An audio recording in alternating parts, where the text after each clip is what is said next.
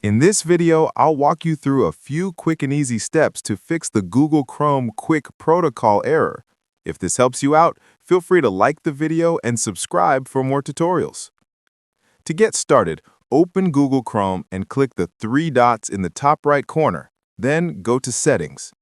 In the address bar at the top, delete any text that's there and type Chrome://flags.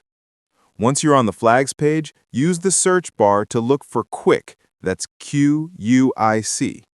When you find the experimental QUIC protocol option, change it to disabled.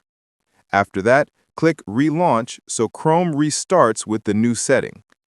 If the error continues, click the three dots again, hover over Extensions, and select Manage Extensions. Turn all extensions off, then re-enable them one at a time to see if one of them is causing the problem. And that's it. Try these steps and you should be able to get rid of the QUIC protocol error in Chrome. Thanks for watching, and don't forget to subscribe for more helpful guides.